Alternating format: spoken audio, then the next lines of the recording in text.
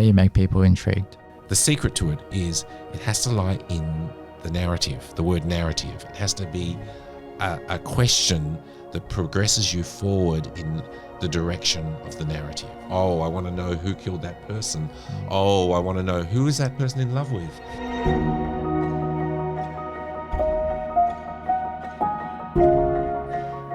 It's an honour to be here with Tony Ayres, one of Australia's most prolific and award-winning showrunners, writers and directors.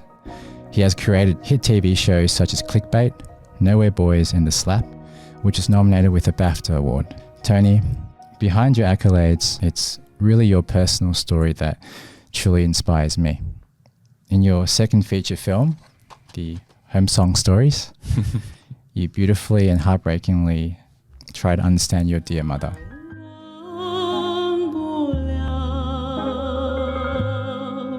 If everyone has one story which defines them, then this is mine. This story is about my mother, the nightclub singer. You lost her at 11 years old and your stepfather at 15. Your story moves me so much because I care deeply about my mum who has schizophrenia, and I lost my father with dementia at 15. You once said, everything we believe comes from a story. So would you like to begin with the story? Thank you, Berlin. I listened to your podcast as well that you sent me, and I was very moved by your story and felt the similarities between what you had been through and continue to go through and my childhood, which profoundly affected me both as a human being and then as a storyteller. It was like I learned how to make lemonade from lemons. So it kind of starts when my mother met an Australian sailor, William George Ayres, in Hong Kong, I think in the early 60s, 63 or something like that. And she was a nightclub singer in Hong Kong, a hostess as well. So we lived in Macau. My sister Linda and I were both born there, and she used to travel by the ferry to Hong Kong to work, and we were raised by an ama in Macau. And what's an ama? An ama is like nanny. Nanny, yes. She had a relationship with Uncle George. They got married, and she came to Australia in 1964 with Linda and me. I was 3 years old. Linda was 9. And we were kind of boat people, except for we were on a passenger liner. So, and we docked in Fremantle, and then soon thereafter, my mother left Uncle George. She probably wasn't in love with him. She was a very beautiful woman from, born in the north of China, but who'd lived in Shanghai and had a very difficult life herself. And I think coming to Australia was pretty disruptive for her, but she also felt as though this was her greatest opportunity for her children to have a decent life. And like many immigrants, she made a kind of choice or sacrifice to come to Australia and be here. But then, like I said, she left him when we got here, and then she moved to Melbourne, and for the next 7 years she basically moved into the Chinese restaurant community and worked at a range of different sort of jobs. Like, one stage she worked in a button factory in Carlton, and we lived in Drummond Street, Carlton, in one of her co-workers' spare bedrooms. Like, there was 3 of us in this tiny little room. At another stage, we lived with her various lovers. At one stage, we lived in the back in the storeroom of a Chinese restaurant. We basically just travelled from place to place, and my mother really struggled in those years. She was she was a larger-than-life character. She smoked and drank and had lovers, and she also had major mental health issues. She was in and out of psychiatric homes. She was on all kinds of medication. It's all a bit of a blur, those years, but the main thing I remember was this sense of danger, like that life could go wrong at any moment, like. As a little kid, you felt unsettled. Yeah. Like both physically unsettled because we moved from place to place so often, and also just sort of emotionally vulnerable because in those years my mother tried numerous times to take her own life, and you're constantly on the edge. Yeah, and my sister and I, were both on edge. It was a very unsettled childhood. And then when I was 11, for some reason or other, we ended up moving back to Perth, and we moved into Uncle George's house, which was on Canning Highway, which is one of the major truck routes from Perth to Fremantle. And we lived in this sort of very suburban house, and my mother, my sister and I were there. But what I don't think my mother understood was that Uncle George's mother was also living in the house as well. And so that was a bit of a shock. And that's what the Home Song Stories is about. It was about that year we went back to Perth and lived in that house, and, living with Uncle George and his mother was, pretty untenable, really. Like there was all these kind of culture clashes about food and about sort of lifestyle, and Olga was pretty unhappy that we were there. And I think at one stage Olga was the grandmother, Uncle George's mum. Yeah, she was pretty unhappy that we were there, and at one point Uncle George had to go off again, because he was in the Navy. He was always going off, and we were left alone in the house and with his mother. Yeah, and it was just such a weird situation. But because at that point in my life, everything was weird. Like every situation was weird that we lived in. My sister and I. So that was your normal. Yeah. So you don't have anything to judge except for here's another weird situation. My mother, her first instinct was to always disappear into the Chinese restaurant community, like to find other Chinese people. That was where she felt, she had some cachet and some sort of... Felt familiar. Yeah. She got a job at a Chinese restaurant again, and we sort of fitted in. But even then, it was it wasn't a natural home for her because she was, from the north of China. She spoke Mandarin. She was kind of very loud and kind of... Vivacious. Yes, she was very vivacious. And beautiful. Yes, all of those things. And the Chinese restaurant community who tended to be from, Guangzhou or from Hong Kong and were Cantonese, like they spoke a different language to my mother, also found her, a strange creature. And even though she felt most at home there, she was never really accepted as either, so it was always a slightly uncomfortable situation. Anyway, Uncle George went away, and my mother met another young Chinese man who she became lovers with, and we ended up moving out of Uncle George's house. First of all, we moved in with one of her girlfriends. We were always moving in with one girlfriend or another. Then we moved into a duplex in Dianella with Kevin, who was the lover, and me and my sister and my mother. And that was probably when things really started to fall apart because, as I describe in the film, Kevin, who was probably in his, mid-20s, fell in love with my sister, basically, who was 16 at the time. Look at your daughter, beautiful like her mother. Why are you dressed like that?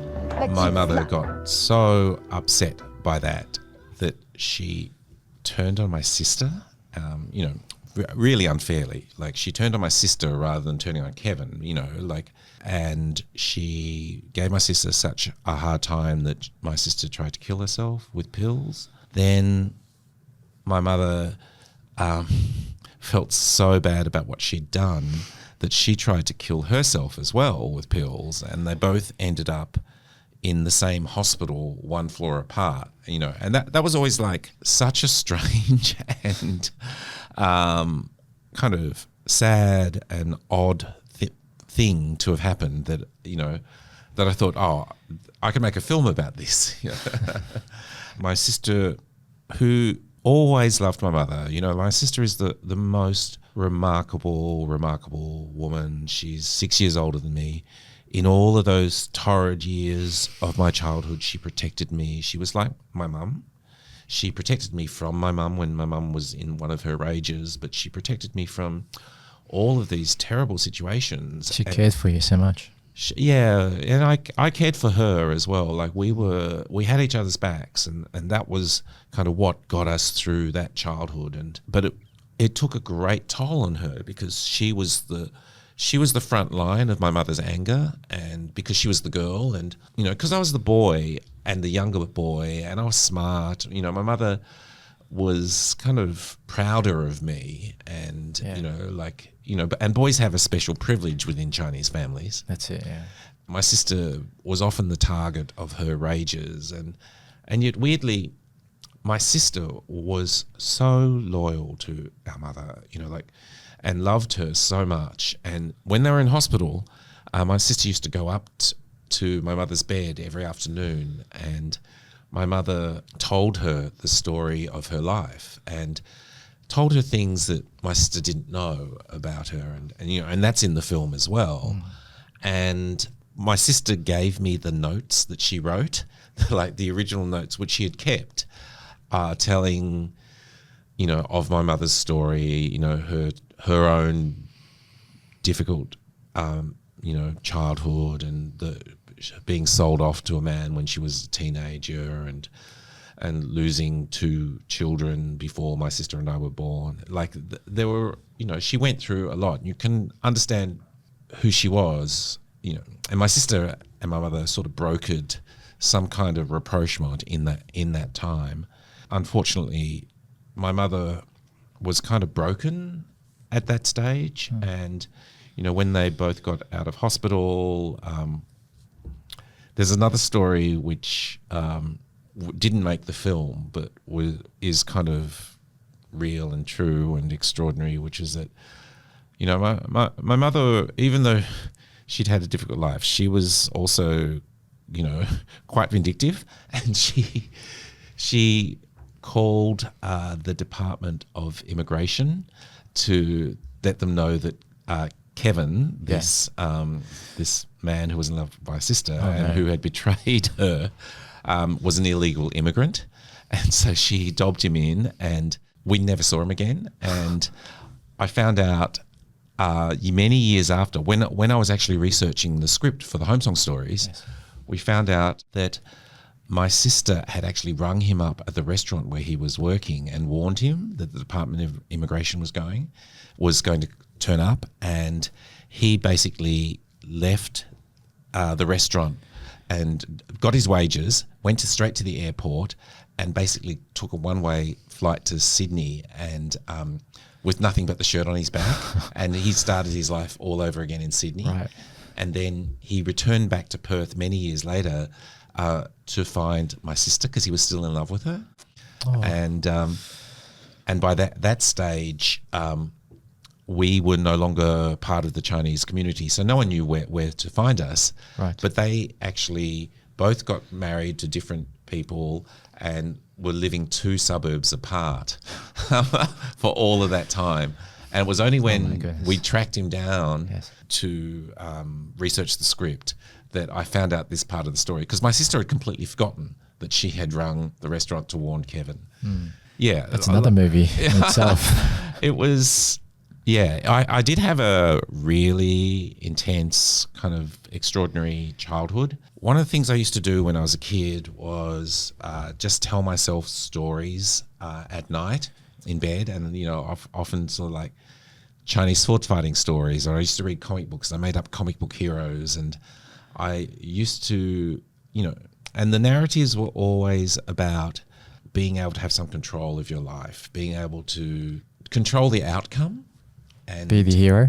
Yeah. And I think it was, it was my response to not having any control and not knowing what was going to happen at any given point, and this terrible kind of yawning blackness that could open up at any given moment. And so I always dreamed that I could fly, so that I could fly above the chasms. We see this in the film. Yeah, and it's wonderful. wonderful. It's actually in the film, yeah. But, like as I, went through high school, I used to write stories. And after my mum died when I was 11, I lived with my Australian stepfather, Uncle George, for 3 years. And then he died when I was 14, just like completely unexpectedly of a heart attack, like out of nowhere. And it was 2 days before he was going to get remarried to the mother of my high school girlfriend. The mother of your high school girlfriend. Yes. Wow. So I had this beautiful girlfriend in high school, and her mother was a divorcee, and my stepfather was a widower. So they started going out together, and they were going to get married, and then he just died, and so that could have been an unlikely fairy tale. Yes, it was very Brady Bunch until it wasn't Brady Bunch. It was kind of, I felt that we were kind of cursed back then, and then when so in those last few years of high school, I kind of basically after my stepfather died, we were kicked out of the house. He's such an incredibly kind and generous man. Oh, he was amazing. He was amazing. And I don't think I appreciated it at the time, because when I, was a child, our mum used to talk about how frightened she was of him, and that, she sort of put us against him in a way. And so when he came back, I was really suspicious of him. And he was a very typical laconic Aussie guy, like he didn't have many words. He was very, when we were living together, there were weeks when we didn't even speak to each other or barely said anything to each other. He didn't have a language, but, he cooked dinner for me every night. He looked after me, and we kind of, used to go to the drive-ins on Friday nights to watch Charles Brolin movies, like these really bad action movies. It seemed to be, and it was just him and me and his little Datsun. And it was only then, after he was gone, that I understood what he had done for me, because he'd retired from the Navy to look after me, and he didn't have to. But when he died, we discovered that his mother was pretty resentful of us. I think as much for our race as for other things. It's hard to know exactly what it was, but we basically got kicked out of the house. So I was, I was 14 years old. I was pretty much homeless. My sister was living in college back then. I think she was in college, yeah. And I ended up moving in with my girlfriend from high school and her mother, who was the divorcee, but that didn't work out. And a year later, I was living in my history teacher's study for my final year of high school. So during the course of all of this, this weird and unsettled childhood, I just used to write. I used to write. When did you start writing? Probably when I was 14. Actually, I was writing all the way through primary school, and I think I started writing because I had a primary school teacher who basically was very kind to me and said, you write really well, you should keep writing. And so he encouraged me to write.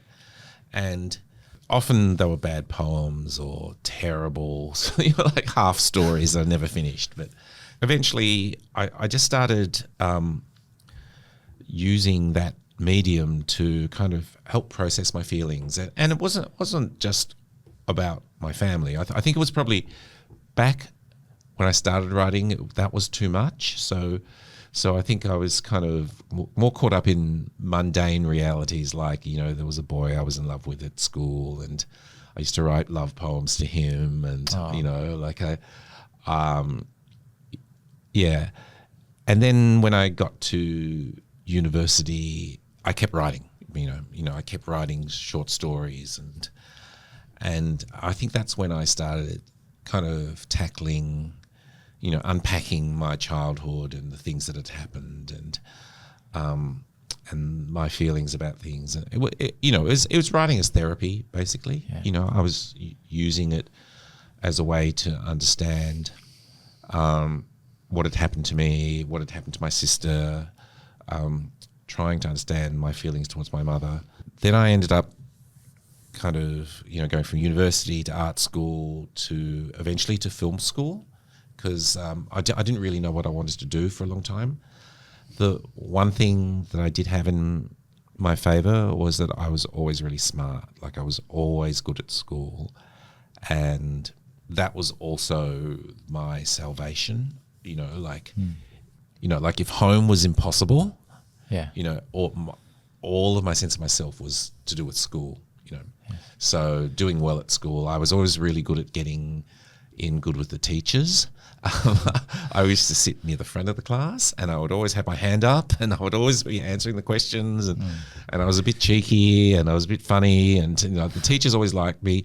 And in fact, I remember in primary school, one teacher liked me so much, and they all kind of like got an inkling of my childhood, just because like at various points I'd have to disappear from school, and Did you keep things quite private? I don't know what was said to who, but there was always this sense that the teachers were a bit protective towards me. Anyway, there's one teacher who used to bring me apples because she was worried that I was underfed. Oh. and you're supposed to bring the apple to the teacher. She used to bring me apples. Like my survival strategy was to be good at school, to be smart, basically to invest in myself at school. Yeah. Anyway. You were naturally very self-driven, or did your mum have influence on you to be good at school? I remember when I was a kid, one of the things that used to make my mother happy was my report card. She couldn't read or write herself either in Chinese or English. Like she had no education, and that was, one of the issues that she had in her life.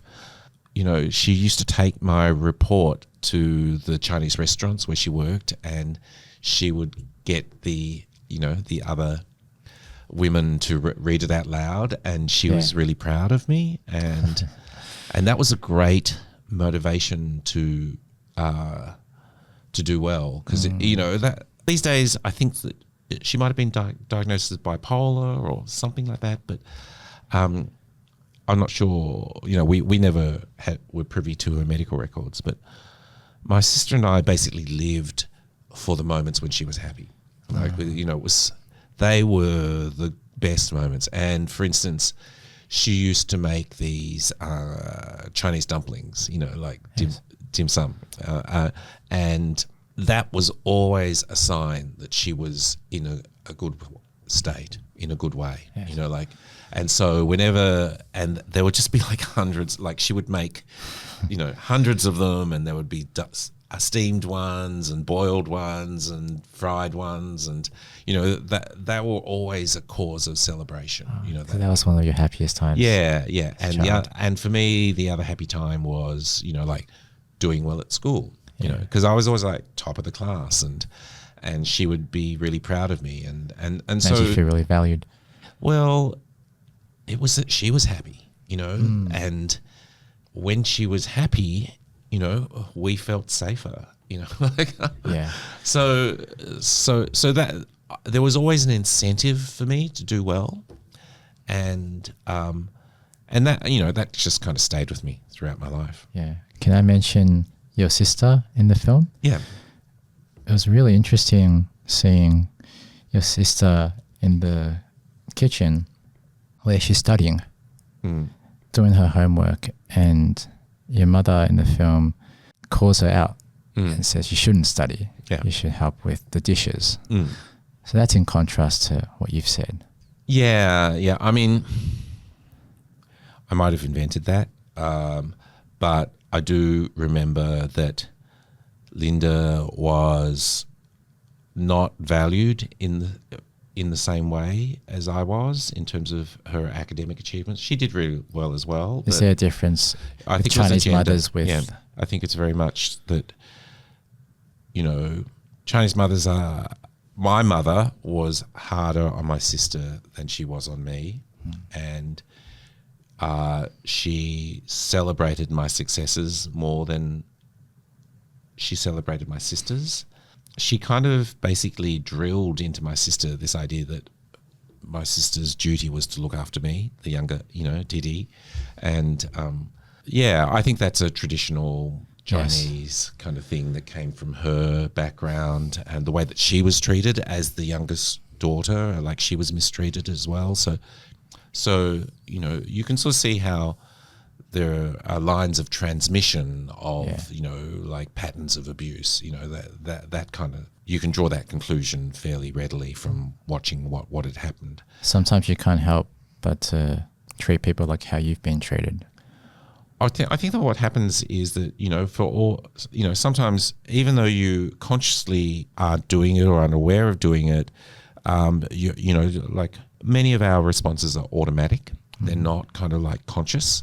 And I think the automatic brain tends to be dominated by, the lizard brain, our impulses. And, my sister was very, she was a very dutiful daughter. And, I can't state more just what an amazing person she is. It seems that your mother may have put a lot of pressure on you. There's a scene, you meet her outside the hospital, I think, and she says to you, you need to keep us safe and tell your mum not to do this again. Yeah. Yeah, that like it was almost your responsibility to stop her from harming herself. Yeah, that was all real. When I was writing it, I probably still felt a lot of unresolved anger towards my mother. And when I was making it, because I was working with one of the great actresses in the world, Joan Chen, and because she had to play that role, she interrogated me about, my feelings about my mother, and I kind of adapted the script, and I kind of understood my mother more through the filter of Joan, like through the intermediary of Joan. And probably the most therapeutic thing that happened to me in the making of the film, which was not in the script per se, was that I kind of understood my mother more because I fell in love with Joan, the actress playing my mother, and then, Joan just said some things like, you realise how difficult it would be for a woman from your mother's generation, from her background, to even be surviving. And, that was an incredible realisation. Like, women like my mum, like your mum, came from difficult situations. And even the fact that they're kind of able to walk through the street and hold their head up, that's an achievement. And sometimes, because I had grown up in a very, like I went from being, this, underclass orphan and, but really through my 20s and 30s and, onwards, I became very middle class and, like somehow, I'd made a living and, was successful in my career. It's really easy to forget how difficult it was for my mum. It's really easy to judge them from the privilege of my own life now and not to understand the difficulty of her life. And Joan was incredible for helping me understand that, for seeing that. And no, I'm forever grateful. And I was lucky to have had the opportunity to make that film. I kind of worked out a whole bunch of things. People who saw the film, not that many people saw the film, but the people who saw the film often responded to it very strongly and very emotionally, and people kind of connected to the character of my mother. They understood her, and I understood why I was making it more. Like that final monologue that the writer character, the person who is my surrogate, I wrote that after I finished making the film. The original film had a different kind of ending, and I wrote that because I actually realised that was what the film was all about. It was actually about trying to love your mother again, in spite of everything. Yes. I'm incredibly emotional. Yeah, no, I'm a bit emotional as well because I don't think I haven't talked about the film for a long time, and I probably haven't talked about it in this kind of depth before. 15 years later, here we are talking about the film, and Yeah. I just think that just shows the enduring legacy and connection that it still has. It's a timeless, very relevant story for anyone. I sort of realised that a lot of the things I make are either about siblings and their love for each other, or about difficult relationships between mothers and sons. Like I'm about to do another show that's about like a difficult relationship between a mother and a son. There are certain things that are like emotional imprints on us, Yes. and they seem to be the kind of emotional territory that we circle around over and over. It's there's no shame in that. It's just kind of you just make what you feel. One of the things that you were very well known for at the beginning is making films that make people sad. Yes, I know. You even have a film titled Sadness. That's it. I was making a lot of stuff about identity. This is well before this new era of identity politics. It was kind of like I was making things that I was grappling with. I was trying to understand myself, and so I made stuff about being gay. I did a feature film called Walking on Water, which was The first feature. Yeah, first feature, which was around HIV, AIDS, and death and grief, and how to process grief. And then before that, I made a documentary called Sadness, which is about William Young and the incredible Chinese-Australian photographer, and this stage show that he had done called Sadness, which was a monologue about his Chinese-Australian family and a murder that had happened several generations earlier, and also about friends of his who had died from HIV/AIDS. And this was during the AIDS pandemic, and my partner Michael and I had been living in Sydney, and we experienced quite intense feelings of loss and grief. And so I did a lot of stuff around identity, but a recurring theme seemed to be sadness. And but fortunately I reached the end of that period of my work and I started tackling some other issues. Yeah, if we look at all your body of work, it's so diverse. Yes. I'm a bit like Sybil. I've got a lot of different voices in my head, and I'm just kind of like trying to work out. I'm really lucky because I get to make a whole bunch of different kinds of work. After Home Song Stories, which did quite well critically, if not in terms of box office, but it won a lot of awards. Well, I think it was 26 Australian and international awards, Banding Awards. Yeah, no, it's good, but it sort of opened a bit of a door for me in certain ways, and so then I did some TV stuff, and I think I pivoted to TV soon after the Home Song Stories. I think because even though the film had done really well critically and people liked it, I personally felt disappointed that it didn't reach more people. And so I wanted to work in a medium where people saw the work, and so I kind of started looking at television. But then I made a musical comedy series with Rebel Wilson called Bogan Pride for SBS, and then I did a story about a woman who You're not afraid to take risks. Yeah, yeah. No. I'm particularly proud of that work, although it is ahead of our time. It was ahead of our time. You couldn't make it now because it's so rude. But and I made a TV movie about with Claudia Carvan about a woman who tries to save a refugee in detention with Osama Sami, who then later on I made Ali's Wedding, with Osama and Andrew Knight and Jeffrey Walker, and so I got Home Song Stories was the kind of springboard for me to do a whole bunch of different kind of work. And, you know, my partner Michael and I had a company called Big and Little Films, and then we teamed up with 3 other producers and formed a Matchbox. And when Matchbox formed, that was another opportunity to sort of explore different kinds of work. So I did a children's show for the first time called Nowhere Boys. I did my first drama series, The Slap. You know, like I had lots of opportunities to. You must be incredibly proud of Nowhere Boys. It looked like a shortcut. It's slipping. Great. Well done, freak. Kill a storm. Run! Run! Just want to go home.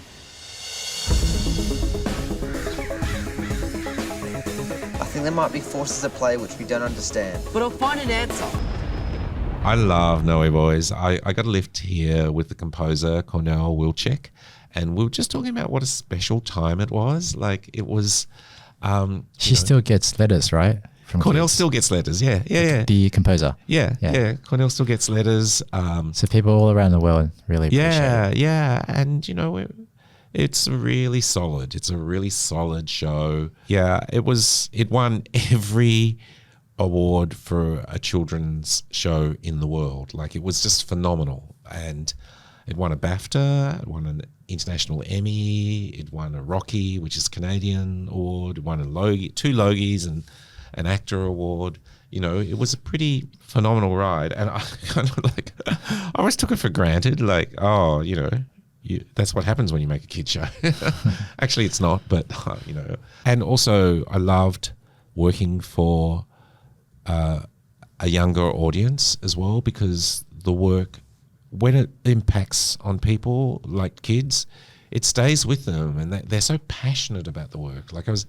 Like Cornell was getting letters. I was kind of getting letters from South America, you know, like asking whether there were going to be another series. On Instagram, I got these random messages asking me whether, you know,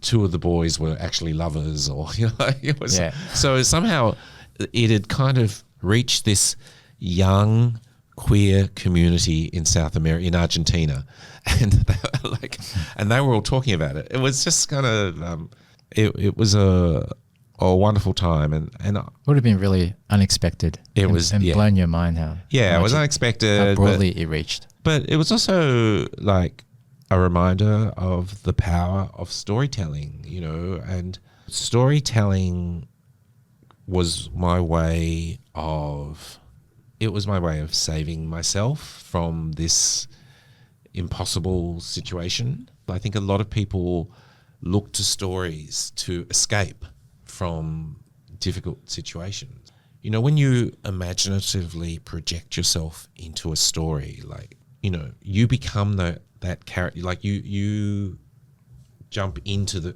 other people's skins. You're like, it's almost like it's like Freaky Friday. You kind of you're transported into this other body, and you live through this other story, and it creates, you know, whatever happens in that process.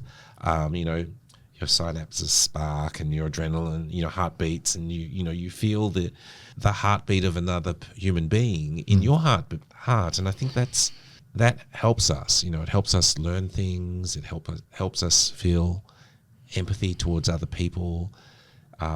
It helps us escape from our own lives. You know, all of those things. Becoming a storyteller kind of basically saved me. You know, saved me as a human being. Saved me as a person.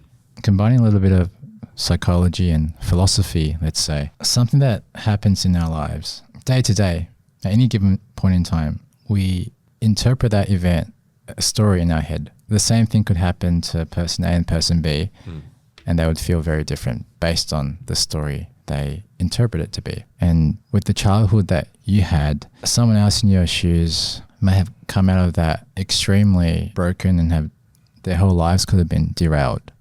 Whereas you overcame that adversity and flourished and have inspired so many people all over the world. And that might be perhaps of the story that you decided to create for yourself and believe and feel.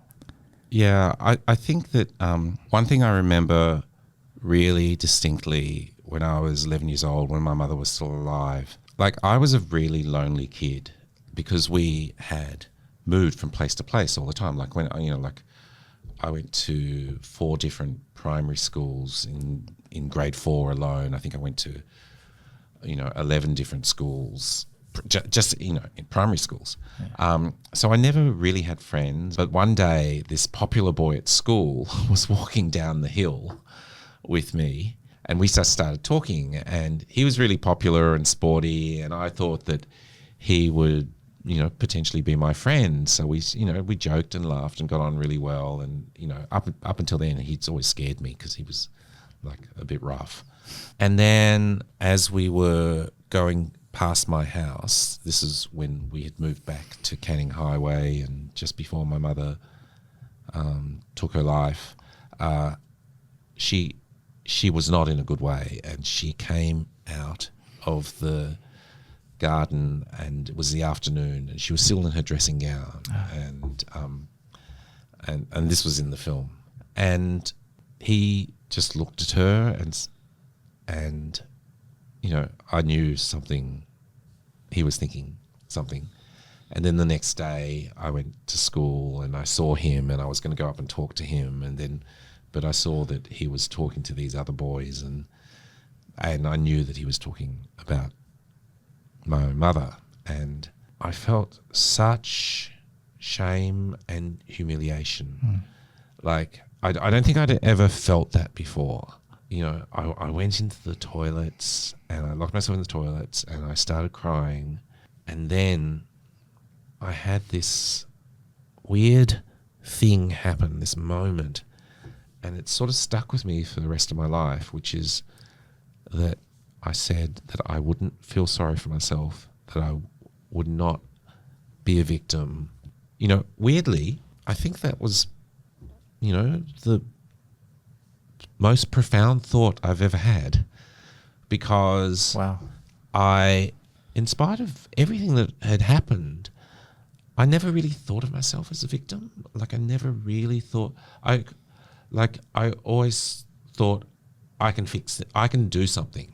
I can do something to make my life better somehow. Like It would be completely understandable if you felt like a victim. Yeah. It wasn't in any. Part of me knew, and I don't even know where it came from, but part of me understood that if I had thought of myself as a victim, if I felt sorry for myself, I would not survive.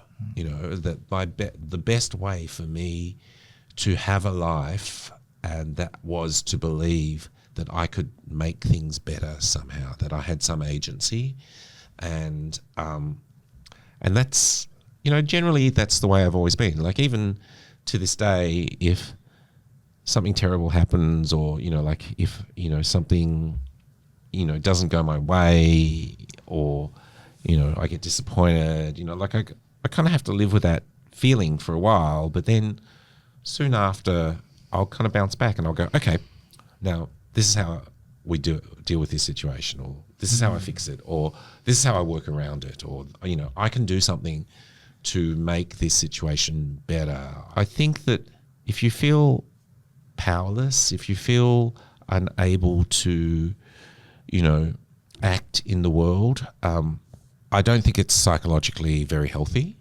and that's just been the way I've lived my life. The other thing that happened when I was 17 going on 18 was I met my partner Michael, and he was my first boyfriend and I was his first boyfriend, and again I was so blessed. Like I've been blessed in my life having a sister who loved and protected me, meeting Michael at an early age, who is just the most decent, loving, kind man who has taught me how to live and how to be in the world. And Michael McMahon. Yeah, Michael. And you met him at 17. Yeah.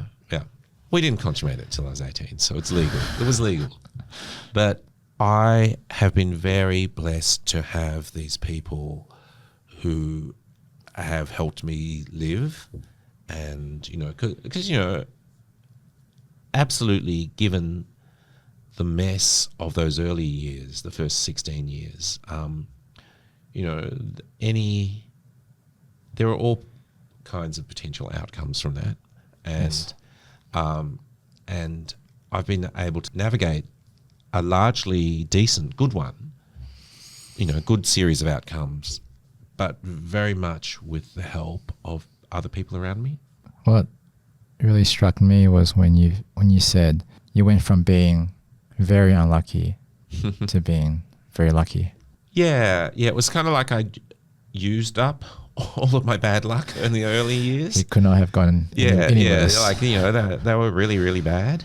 But then, you know, since meeting Michael, I mean, you know, of course you have dramas. Like, we've lost very dear friends to AIDS. In other circumstances, we've lost friends. It hasn't always been easy. We've been together for 43 years, and that's, you know, there are always ups and downs in relationships, but, you know, largely it's been up. Yeah, but I've been lucky today. Yeah. Has your partner Michael supported you, and how have you supported him? Well, he's just like, he is incredible, like, kind, supportive, generous, stable, and I try to do what I can for him in return. You know, like the good thing about us as a couple is that when he's down, I tend to be, you know, up, and when I'm down, he tends to be up. Like, we try to complement each other emotionally. He comes from a little country town, and, you know, his, you know, working class origins, and I think the fact that we both come from fairly poor and humble beginnings has informed the way that we kind of operate in the world. Like, Michael is probably one of the most humble people you would ever meet, but at the same time, he is incredibly high achieving. You know, like he was won a lifetime producers award through the Screen Producers Association. He's one of those people who is so highly respected in the industry. You know, he's taught and done, you know, run arts organizations, and is on 1 million boards, and, you know, he's very high achieving, but he's incredibly humble. And I think that, you know, when you come from a poorer background where, you know, the world is not promised to you, I don't think either of us are entitled. I'm definitely more entitled than him, but neither of us is super entitled. Like, we're always grateful for the things that we have.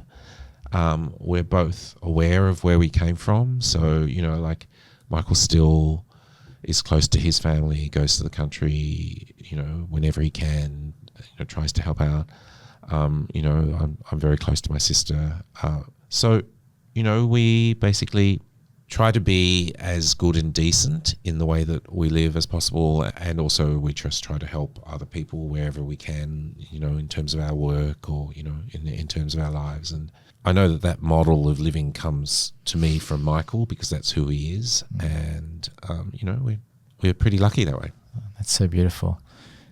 You two love each other very much, and you also work together sometimes. Yeah. You know, because we're very complementary in terms of our skill sets. He's a lawyer and, you know, very business kind of savvy. I'm not business savvy and creative, and so we can split the tasks pretty evenly down the middle, and yeah, it works pretty well. How do you know when you found the right partner? I don't think that I think it's complicated. I just don't think that there is necessarily a right or wrong partner. I don't think there is the one or not. Life is just full of challenges that you have to navigate, and you have to navigate them as graciously as you possibly can. Could you share with us a time when someone, perhaps in film school, really encouraged you and gave you that little bit of extra confidence to go do it? There is a very clear memory for me. I didn't really know whether I wanted to be in film until my mid to late 20s. Like, I went from university where I met Michael, and I dropped out and I went to art school, and then I finished that and I went to film school in Melbourne for a postgraduate course for a year. But even then I wasn't quite sure whether I would keep up with film or whether I'd go back to art. Or I then went back and finished my university degree because I hate leaving things unfinished. So I had a university degree, 2 university degrees, and a graduate degree, a postgraduate diploma. And then I'd worked for a year, making short films and making pop clips. And I worked on a feature film called Dogs in Space in the art department. And it wasn't certain to me that the screen industry was something that I was particularly good at or was the thing for me to do until I decided to go up to Sydney to do a graduate writing course at the Film and Television School. Because, I'd always written short stories, I'd written poems. Writing was probably the thing that I wanted to do most, but by 26, 27, I still wasn't sure whether I could do it. I struggled to finish things, finish a story. Maybe because I wanted to do it so much, it meant so much that to find out that I couldn't do it would have been devastating. So I kept delaying, trying to find out for sure whether I could do it or not. Yeah. And then I got into the writing course at AFTRS, AFTRS, Film and Television School in Sydney. And even for the first 6 months, I was learning, and I still was, is this right? Is this wrong? Can I do it? I don't know. And then there was a woman who started teaching the second 6 months of my course, a woman called Barbara Maisel, who was a dear friend, is a dear friend. She just said really clearly and distinctly, she read one of my pieces and said, yes, you can do this, you're good. And it was really as simple as that. It was one of those light bulb moments, you have these light bulb moments in your life. And that's all you needed. Yeah, that was all I needed. And as soon as she said that, and because I respected her so much, she was extraordinary intelligence, and she went on to be a commissioner at SBS, and she worked at the ABC, and she was the script editor on the Home Song Stories. Because I respected her so much and respected her intelligence and her taste and her integrity, it was the validation that I needed to sort of say, I can do this. And really from that moment on, I just did one thing after another, and I have had pretty much a continuous career for, 32, 33 years now, where I've just always had one project or other to do. So that's the moment for me. And I remember it really distinctly. I felt this kind of clarity and happiness that it was okay, yeah, that question's answered. I often think the biggest obstacle to writing is yourself and your self-belief. I think that a lot of people are crippled with self-doubt, and that stops you from finishing things, stops you from writing, and that was certainly my experience of it. Yeah. And it's when you take that self-doubt away, then what you've got to do is face the blank page and the challenges of every day of writing something. Yeah. But the biggest obstacle is no longer there. The biggest obstacle would be self-doubt. Which, yourself, yeah. Yeah. What advice would you have for people who have self-doubt? I think everybody has self-doubt. Everyone has self-doubt. Yeah. Just let other people tell you can't do it. So you won't know until you finish something and show people. And so you've just got to give it a go, because otherwise it'll always be eat at you, this thing that you haven't done, this thing that you haven't been brave enough to do. So you've just got to do it. And then even with self-doubt, there is a process for writing where if you write 4 pages a day, no matter how good or bad, you just have to write 4 pages a day, and after 25 days, you'll have 100 pages. Yeah. So after 60 pages, after 15 days, you'll have 60 pages, which is a TV hour. And then when you write it, you can come back to it and make it better, because the next draft will make it better. So that's the process. The thing that stops people from writing is if they think that they have to write the final draft instead of the first draft. The first draft is basically the beginning of a process. You don't have to be at the end until you are at the end. Once you liberate yourself of those obstacles, it becomes easier to just, like it's any journey, you have to start walking. You take a certain number of steps, you get closer to the end. As a master storyteller like yourself, I learned from you, the story is about what do you have to say? Yeah. And how do you make people feel? Could you please expand on that, please? Well, we are content creators, we're storytellers, so the content, the story is the primary thing that we have to convey. I think it's only been the last year or so that I've thought about it this way, but it really helps me, and it also, I think, helps demystify what the process is. If you just think of it as there is a story that affects you, whether it's your own story or whether it's a story you've heard or someone else's, a friend's story, or something you've read. It affects you and it moves you. And then what you've got to do as a storyteller is work out a way to tell that story so that whoever listens to that story is as moved by that story as you are. So what you're doing, it's a transmission of feeling, it's communication, which is transmitting the feeling of love or fear or comedy or, like whatever it is, the thing that story does for you, transmitting it first to the people who are going to give you the money to make it, the gatekeepers who are going to finance what you want to make.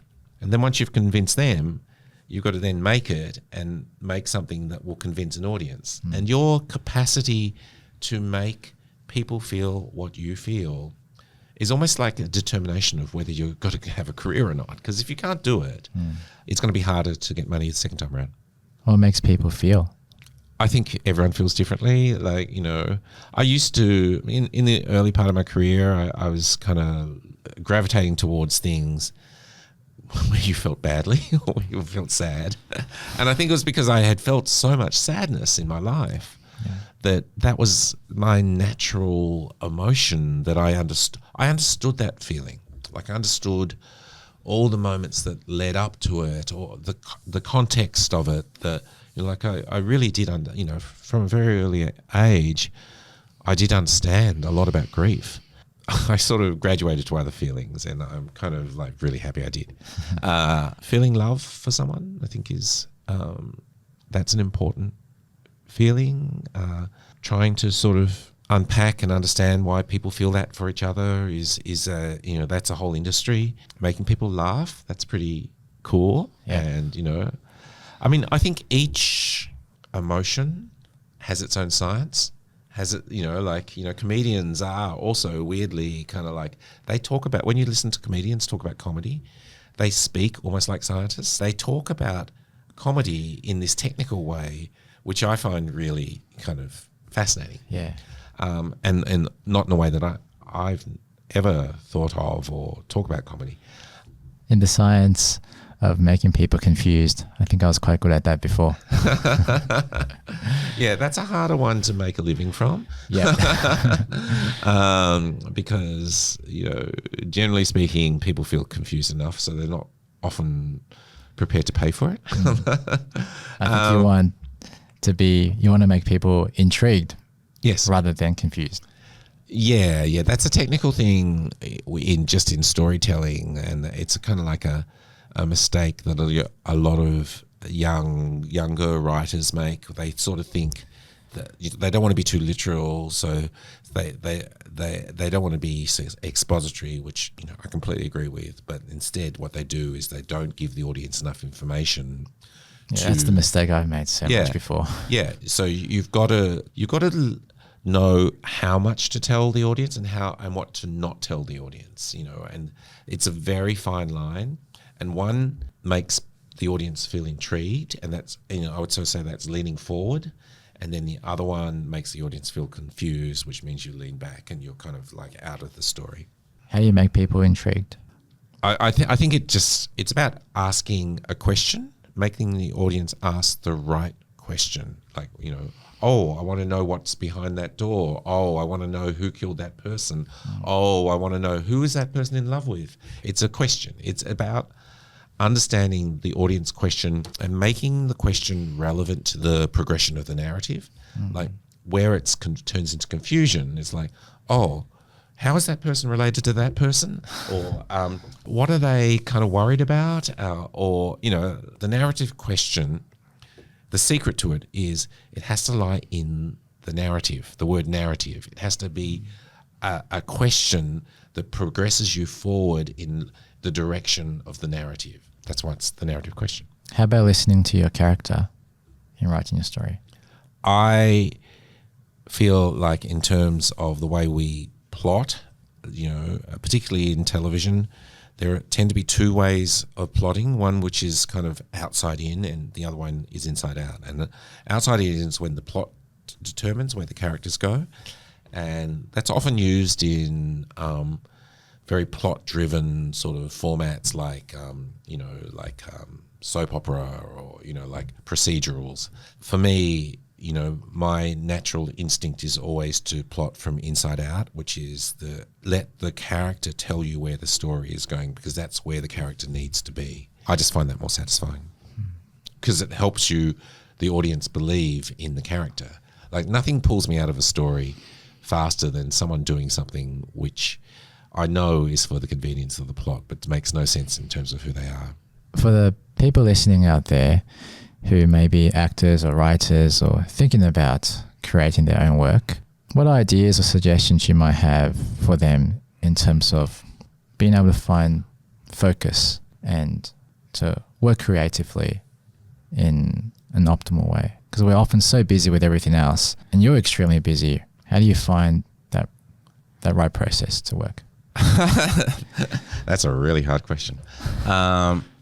You have to try to listen to your heart. Basically, for me, I'm driven by my heart and my head.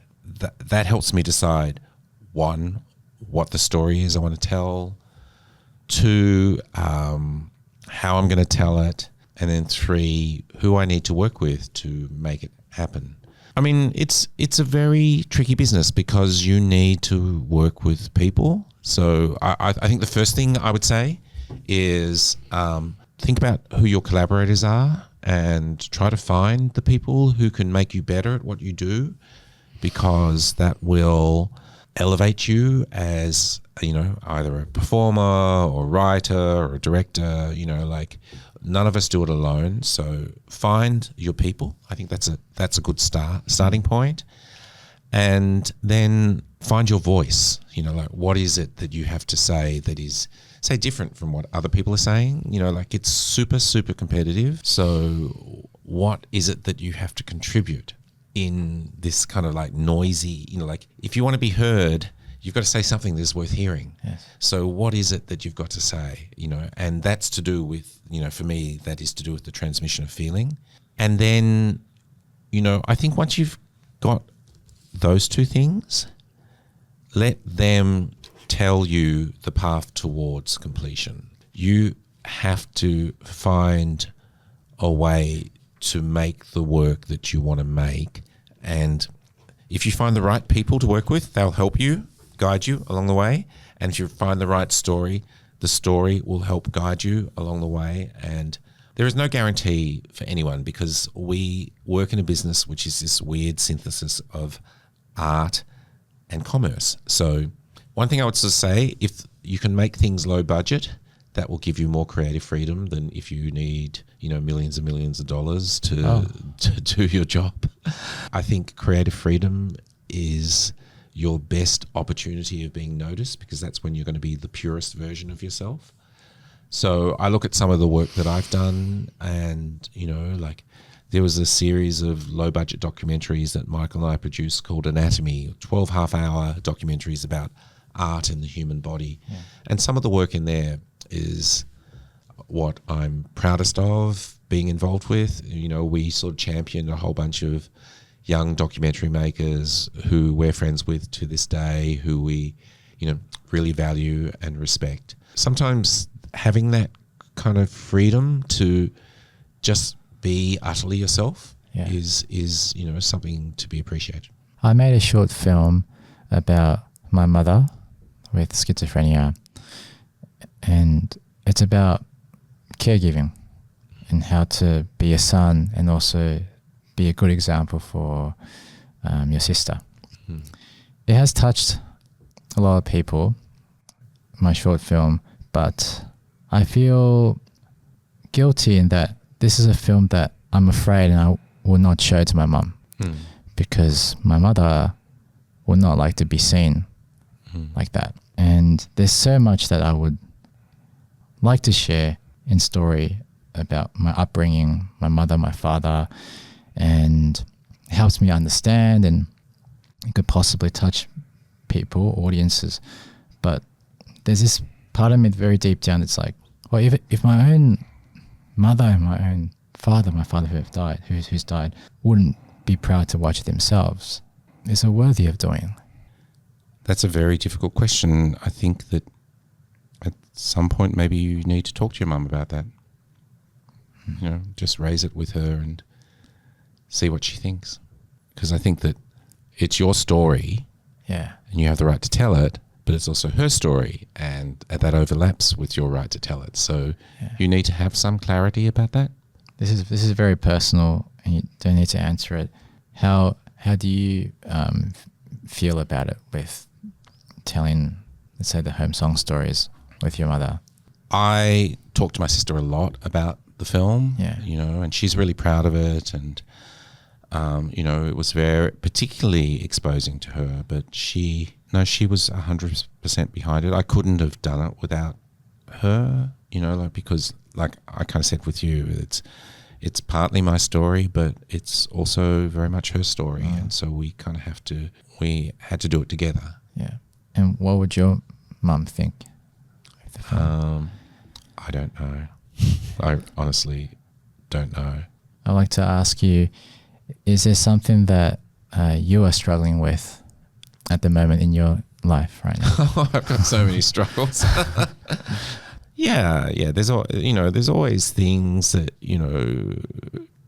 where you just don't feel like you've achieved what you wanted to achieve, and is a bit smoke and mirrors. Like I've done some great things. There are other things I want to do, and sometimes I can't make them happen, and that's, you have to accept it, but you also have to find your own way forward.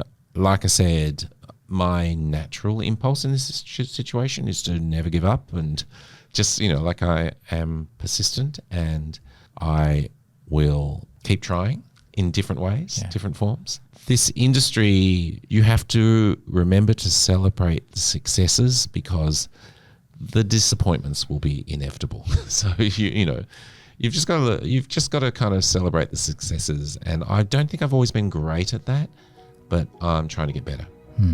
What's something that you've been most touched by recently? I loved, last year I saw this film called Honey Boy about Shia LaBeouf's father. I know he's kind of disowned it now, but I just thought it was so beautiful and moving, and I connected with it. Thank you so much, Tony, for allowing me to spend this time with you. Oh, it's a pleasure. Yeah, it's a pleasure. It's truly an honor. And, it was a bit of a deep dive. Hope it wasn't too deep. No. I've talked about this stuff before, and I sort of, it's good to be reminded of where you come from and who you are. Yeah, this is a very special time for me, and thank you very much, Tony. A pleasure.